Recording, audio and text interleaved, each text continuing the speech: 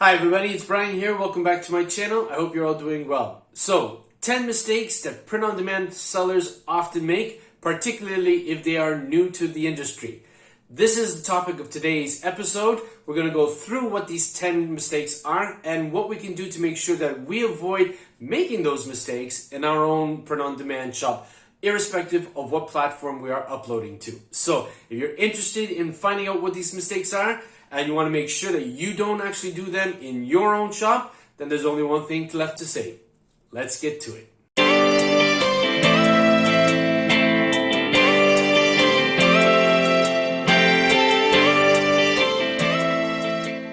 Now, before we continue with today's episode, the fact that you're here means that you're interested in all things pertaining to print on demand. And for that, I want to say thank you for taking the time out of your busy day to sit down and watch this episode. If you're a returning subscriber, thanks for being part of this community. If you're new to this channel, don't forget to smash that subscribe button and hit the bell notification icon so that you'll be informed each and every time that I upload a new video to my channel. I upload new videos every Wednesday and Saturday, and the scope of this channel is to help you take your print-on-demand business to the next level and make more sales. So with that said, let's head over to my computer and take a look at those 10 mistakes in today's episode. Okay, so welcome back to my computer screen, and as you can see here, we have the first slide in this presentation up on the screen, and that pertains to mistake number 1, which is the careless design placement. It is a very common thing to see when visiting shops of new print-on-demand sellers, be it on Redbubble, TeePublic, or any of the other print-on-demand platforms that are out there, that when people are actually creating their designs, they have such a high level of excitement, thinking that they're going to make thousands upon thousands of dollars just by uploading their design, that they tend to overlook the small nuances that is required of each and every print-on-demand platform. And the first and foremost pertains to the correct placement of your design on each and every product that that platform has on offer. Now let's take a look at Redbubble, which has nearly 90 different products that can be made available for each and every design that a seller uploads. If a person is not taking care in terms of making sure that their design is properly centered, if it's on things like t-shirts, that it's hovering over the top part of the chest as opposed to the stomach area, whether it's on a mug or a case or a poster or any of the other products that are available, if you are not taking the time to ensure that the design looks really great on that particular product, then you're basically throwing money away by allowing it to go through without obviously checking these things. Now, another thing that we also have to be very careful of is leaving products activated if the design doesn't look good. Now, yes, there are, different YouTubers out there who are obviously in the same niche that I am in terms of obviously teaching about print on demand and whatnot, who actually advocate for having all of the products activated so that, you can actually throw a bigger net in order to gain more sales. But the fact of the matter is that you could have your design on all of the products, but if they're not properly placed, if they don't look good, what are the chances of somebody actually forking out money to purchase a product with a design that doesn't look good? I mean, think about it. Would you go into a shop anywhere in your local town, village, city, or what have you, and actually buy a shirt where either the grammar on the t-shirt design is incorrect, the design is improperly placed, or it just doesn't look good? Would you actually, spend your hard-earned money on a product that doesn't look good and then wear it out in public? Well, if you wouldn't, then 99.9% of all the customers who are going to be visiting your shop are going to do the same as well. They are not going to spend a lot of money on designs that are not properly placed. And to add insult to injury, if you do allow products to go out into your marketplace, into your shop that do not look good, what kind of message is that sending to potential customers visiting your shop? Will they want to visit your shop again if all they're seeing are products that have designs that really and truthfully don't look good at all? Now, I don't want to seem cruel over here. It's not a question of being cruel. It's a question of being very, very real in that if you want to make a sale, if you want to increase the number of sales to your shop, guys, you've got to give quality. Now, I'm not saying it has to be perfect right down to the pixel, but it does have to look good. It does have to be properly placed. It does have to be grammatically correct if you are obviously using text designs as the bulk of designs in your shop. So always take the time before you actually allow the design to go live to go through every single product with a fine-tooth comb. It'll be a bit slow going at the beginning until you get used to it. But as you get the hang of it, as you start picking up, what things to look out for as you are analyzing all of the different products, you're going to find that you're going to go through it a lot faster, a lot more efficiently. And as a result, the designs that you're offering to your customer base is going to be a lot better. It's going to be a lot more efficient. And people will be very happy to click the add to cart button because they know that in visiting your shop, they are going to get quality. They know that you're there to be as professional as you can be, to give them quality, and they in turn will reward you with purchases from your shops. Okay, so mistake number 2, this is from my opinion, pertains to having a shop that only focuses on trends or only focuses on evergreen designs. Now, for those of you who may not know the difference between the two, obviously trending designs are designs which are focusing on things, popular things that are here in the moment, be it on the news, in media, on cinema, in books, or what have you, whereas evergreen pertain to designs which stand the test of time, okay? That you can wear them in 2022 just as well as you can wear them in 2025, 2028, and so on and so forth. They're not going to go out of style. There have been those who have actually advocated for shops that should focus either only on trends or either on evergreen. My advice to you would be to have a nice mixture of both. Why? Well, let's put it this way. Evergreen designs do take some time to sell. They are not the type of designs that are going to sell like hotcakes, unless it's a real fantastic, high quality, high trending design in the here and now, which is then going to stand the test of time because obviously it is also evergreen. Whereas on the flip side of the coin, a trending design is only going to have a short span of life. So long as that trend is still in vogue, it's still in, the mainstream attention, you will get sales from it. But then once it dies off, so too will the sales. So in having a batch of designs that are sort of trending type designs, in conjunction with designs that are evergreen, when your shop actually enters a hot trend, you're going to get sales, and maybe perhaps the evergreen ones, you'll only generate a few sales, if any. But then as that trend dissipates and starts to go the way of the dinosaur, those evergreen designs might actually start picking up, and you'll always have a nice consistent flow of sales throughout the whole entire year. So you want to try to make sure that when you're creating designs, try to add in a little bit of both. Some of trending and obviously some of evergreen. Sticking to either will limit your reach and obviously the possibility of diversifying your artist portfolio. Trends, as we can see here, come and go.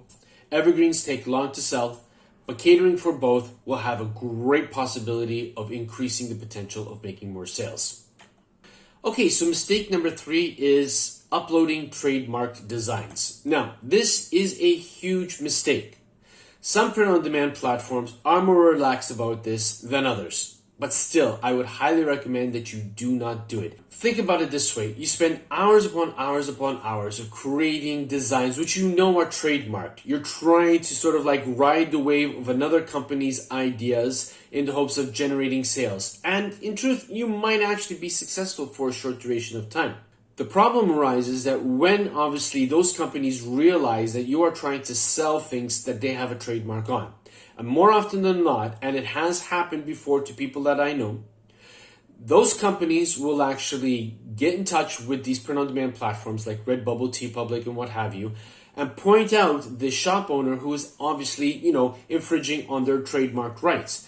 And obviously these platforms like Redbubble and TeePublic and Spreadshirt do not want to have to go into a massive litigation with these companies who own the trademarks. So they won't even contest it. They will go into your shop and they will actually turn off your listing. And if they find that you do this far too often, you might actually have your shop banned and suspended. And obviously all of the hard work that you would have put into creating those designs will have been for naught, because yeah, you might make a few sales, but obviously the cost will be really huge when your shop gets closed down and you have to start all over from the beginning in the hopes of trying to get back to where you were before your shop was closed. So it's not worth it. There are just so many potential niches and topics out there that you could design for. Stay away from infringing on those trademarks and copyrights. It's really not worth it, so that your shop can have a long and fruitious existence and hopefully make you a lot more sales. Okay, mistake number 4 is ignoring best listing practices. Now, what do I mean by this? Okay, so basically we are talking about proper titles for your designs, effective descriptions with an upsell, and tags with low saturation. For those of you who have been following my channel know that every so many episodes, I always like to throw in a Redbubble shop review, where obviously I go in and obviously review and provide constructive criticism to shop owners who ask me to obviously review their shop on my channel. And in doing so, it is quite evident that there are still a number of you out there who are actually forsaking either one, two, or all three of these very important aspects of the print-on-demand industry. And it really doesn't matter what platform you sell on. It is fundamentally important that you actually input a proper title for your design, and not one that obviously has a lot of keyword stuffing. And on top of that, I have seen, and for those of you who maybe saw my last episode, I have seen a lot of shops that don't even actually put in a description at all. And at best, just copy the title and put that into the description. You are effectively leaving a lot of potential sales, a lot of potential money on the table by leaving these important aspects out. Now, I'm going to leave a link to the last episode that I created. It's going to appear on the screen right about now so that you can see the thumbnail and know what to look out for. I would highly encourage you, if you haven't seen it yet, to actually go in and actually watch this episode, because I show you how I go about creating my own descriptions for my designs and what I actually put in to make sure that obviously the description is going to help support my design, not only in the print-on-demand platform that I have it uploaded on, but even in terms of ranking in search engines like Google, okay? Google provides you a lot of free exposure over the long haul, and it all comes from an effective description. Leave that out, and you are leaving a very important component out from the possibility of making sales for your shop. And then finally, with respect to this particular mistake, not researching the type of tags that you are putting in for your design. Okay, we know, for those of you who have been in the print-on-demand industry for a number of months, if not years now, know that obviously the number of designs has effectively exploded on all of the print-on-demand platforms that are out there.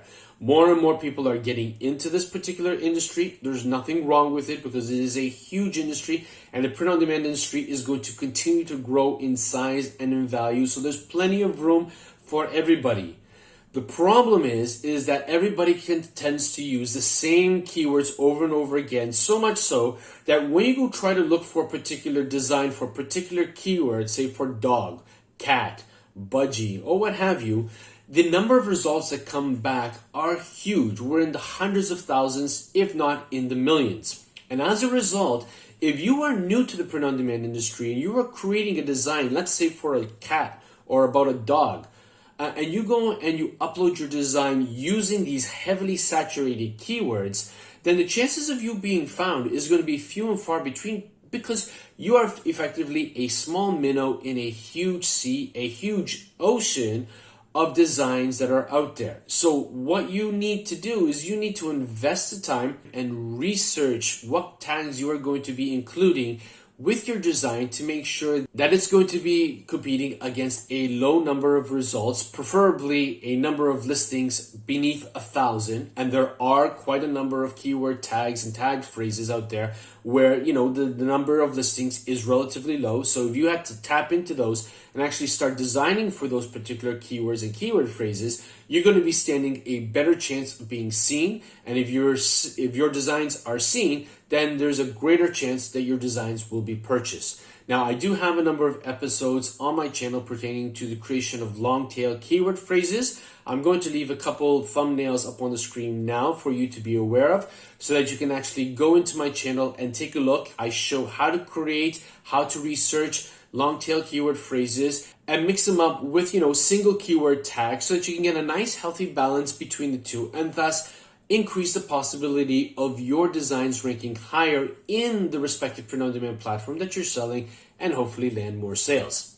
Okay, mistake number 5, designing with black backgrounds. Now, with respect to this, there are a number of software packages and online platforms that help people to create designs. And many of these free versions offer the possibility of creating designs, but not necessarily being able to remove the backgrounds. And as a result, when a design is uploaded with a background, as I'm going to show you on the screen here now, in this example, you can see that the design was uploaded with a black background. In doing so, this is a real huge mistake that a lot of newcomers to the print-on-demand industry obviously fall victim to. When you are uploading a design, you have to make sure that you're uploading your design with a transparent background. Okay, so if you are able to turn off the background in whatever software package you are using, please do so. If you are unable to do so, then you need to search for an online platform. I'll leave a link in the description box below that I use, which will allow you to select a color from a design and remove that. So if you effectively use, I don't know, like this blue that I have on my slide here as your colored background, and then go onto this platform and then select the blue, it will remove the blue, and then you'll be able to save the design with the transparent background as a PNG. Okay, so it's very important that you're also saving your file types as .png with a transparent background.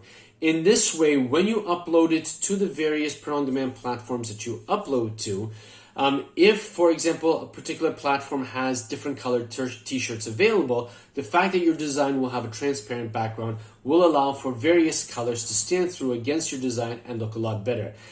As is the case on the example that I showed, if you upload a design with a black background and then you go to scroll through different colored t-shirt variations, it's not going to look good at all. And if it doesn't look good, people are not going to buy it. Okay, mistake number 6 pertains to uploading stickers with white text. Now, more often than not, when people are actually uploading a design, they have the intention of activating it on any and all of the products that are available through the particular print-on-demand platform that they are uploading to.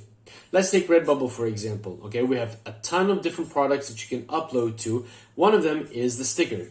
Now, if you're creating a t-shirt design, which is predominantly white, and you obviously intend for it to be displayed on a black colored t-shirt, well, obviously that's going to look really, really great on the t-shirt variation. However, when that design is placed, obviously in the sticker product, it's going to come out as a huge blob of nothingness, of just white, and it isn't going to look good at all, as you can see by some of the examples that I'm showing on the screen right now.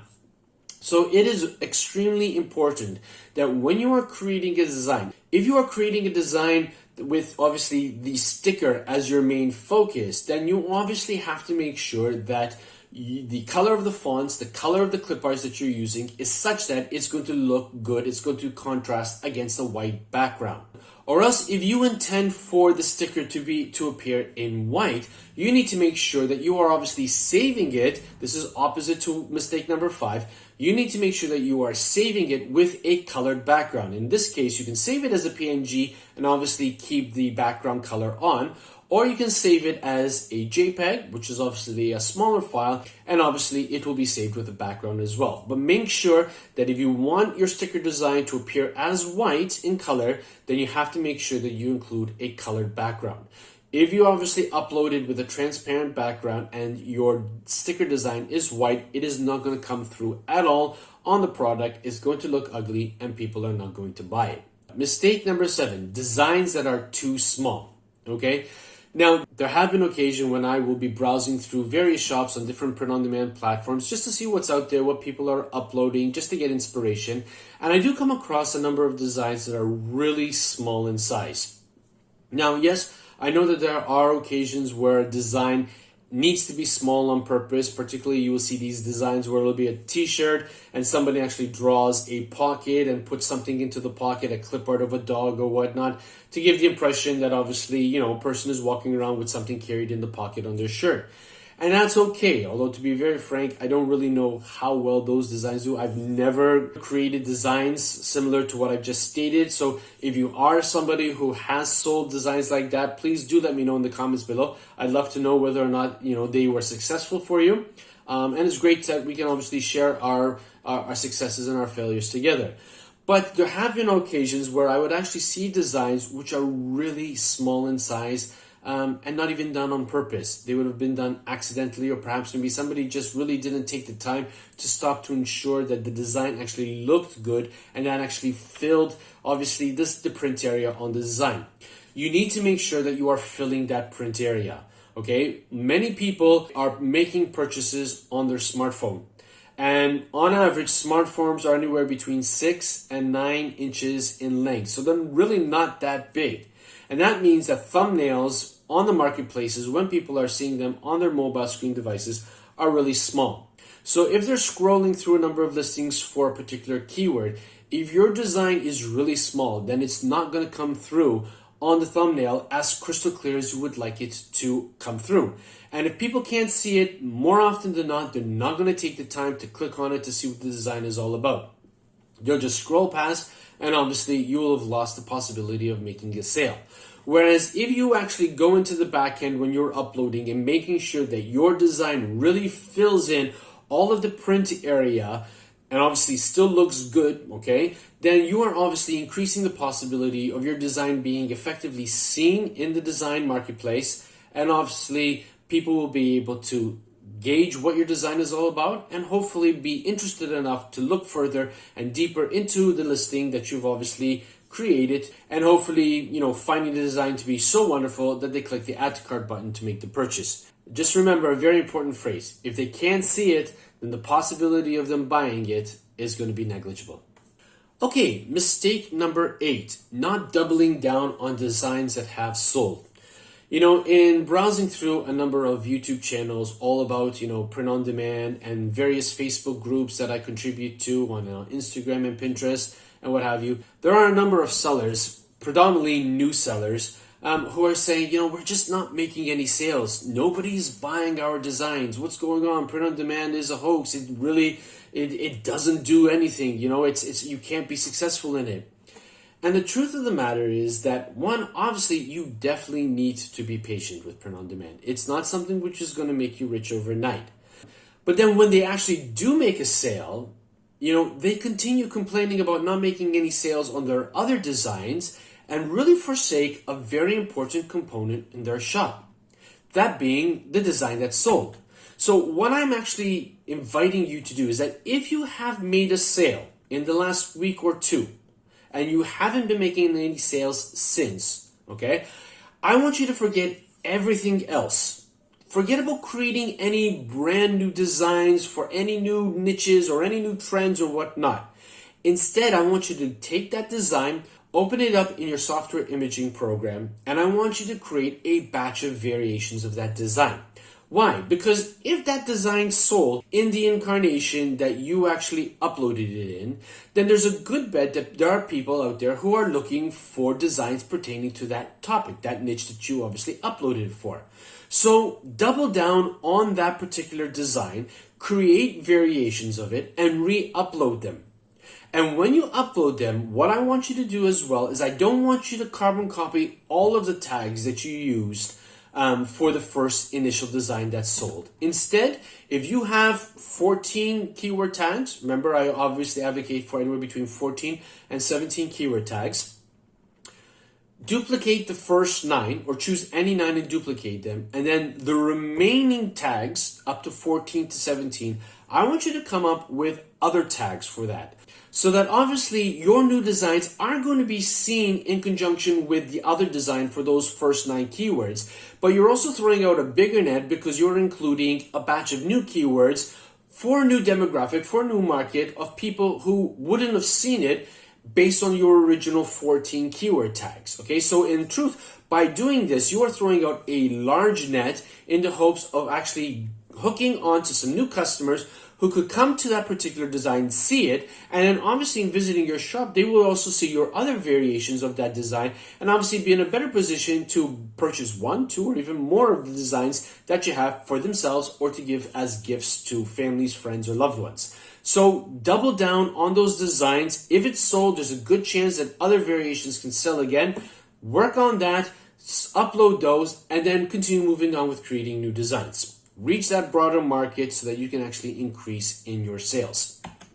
Okay, so we're getting close to the end here, so I want to really say thank you for sticking through with this video. If you've been getting value out of this particular video, please don't forget to smash that like button. It really does wonders for the YouTube algorithm, and obviously it sends a real cool message to me that you're appreciating the work that I'm doing, you're finding value in it, and obviously that tells me that what I'm doing is helping you to reach a higher degree of success, which is what I want this channel to achieve, to help you reach more success. Okay, not collaborating with others. Now, what do I mean by this? Okay, more often than not, we as sellers tend to build very large walls around ourselves. Okay, we don't want to obviously let other sellers into what are doing because they're going to copy us and steal sales away from us. And we don't want to have anything to do with them because God forbid if they get sales because we actually worked with them and I don't get anything.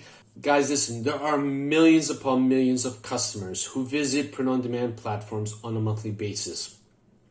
As I stated earlier in this episode, the print-on-demand industry is worth billions upon billions of dollars. There is a ton of room for all of us in this industry, and there's a ton of possibilities of making sales. What you should be doing is changing your mindset that instead of staying away from other sellers, coming closer to other sellers, particularly if you are a bunch of new sellers to the print-on-demand industry, and support each other, okay?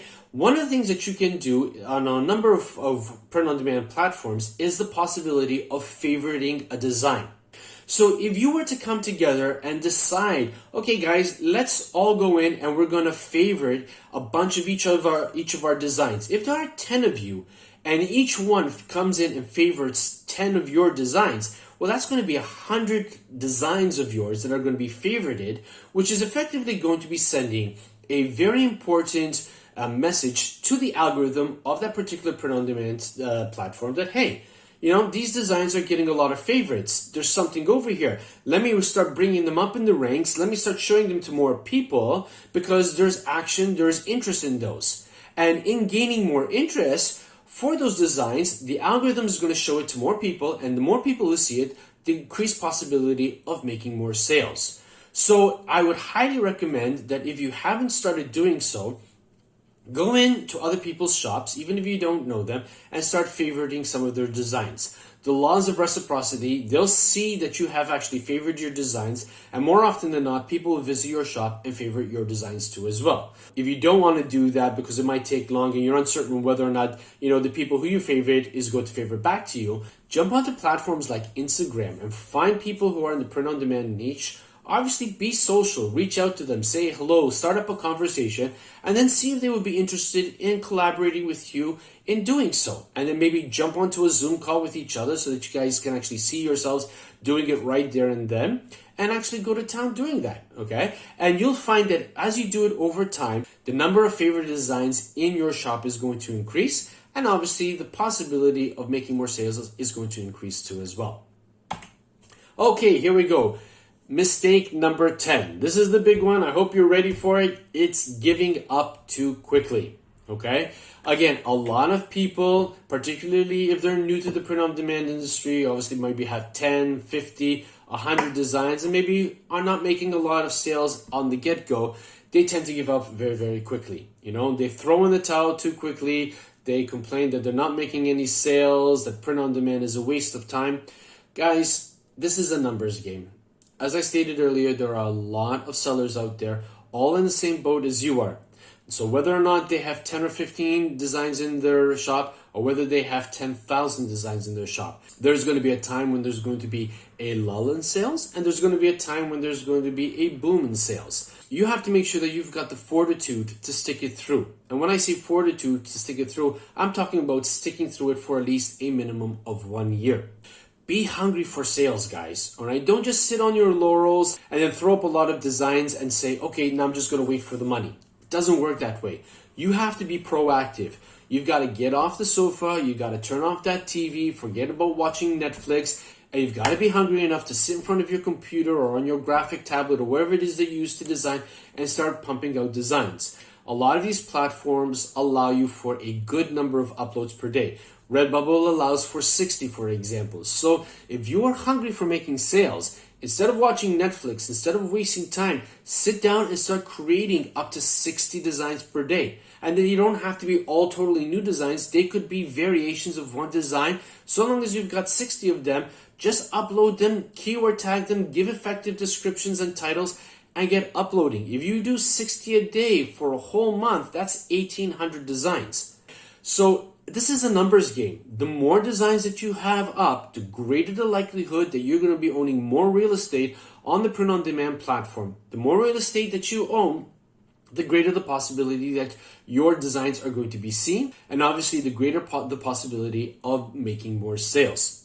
Don't forget also to market your designs on social media. More often than not, people just put them up on the print-on-demand platforms and hope that people come to the print-on-demand platform and actually see their designs and purchase them.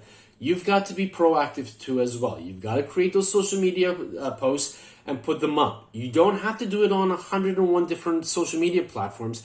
Choose 2 or 3 and really get good on those and focus your attention on those. I myself tend to upload on Instagram and Pinterest only. And then I obviously contribute my posts pertaining to my YouTube channel on Facebook, Instagram, and Pinterest. But I took a conscious decision months ago that those were the platforms that I was going to be focusing my attention on until I get comfortable and good enough with them. And then down the road, I might decide to obviously add another social media platform. But I chose those 3 because I knew that I could handle it in conjunction with all of the other things that obviously I have in my life right now. And I'm just going to make sure that I can do them to the best of my ability and provide the greatest amount of value to you, my followers, be it on those social media platforms or on YouTube here itself, and give you the best that I can. And in this manner, I'm creating my designs, I'm creating my posts, and I'm getting a very well-rounded routine for my print-on-demand shop, which I'm hopeful, obviously, will continue to bring me more sales in the near to distant future. And finally, give it all you've got, okay? This is not something to sit down on your laurels and do anything. You have got to be hungry. If you want it, put in the time, wake up those couple extra hours in the morning before you've got to go to work, stay those extra hours in the evening instead of watching TV or just wasting time on the computer playing video games, and create. And I obviously want to leave you with this one last bit of advice. In anything that you do in life, be it print on demand or what have you, you've got to learn, you've got to create, and in learning and creating, there's a greater possibility of succeeding. So I hope that you enjoyed this episode today. I hope you got value out of it. If you did, again, please smash that like button. Click the share button too as well, so that obviously this video will be shared with others, particularly if they don't know about my channel. But for today, that's all I've got. And as always, be safe, be well, be creative. Bye for now. Hey, if you enjoyed this video and you want to find out more ways that you can take your print-on-demand business to the next level, why don't you check out one of these 2 episodes I have over here. And don't forget to subscribe. Catch you in the next episode. Bye for now.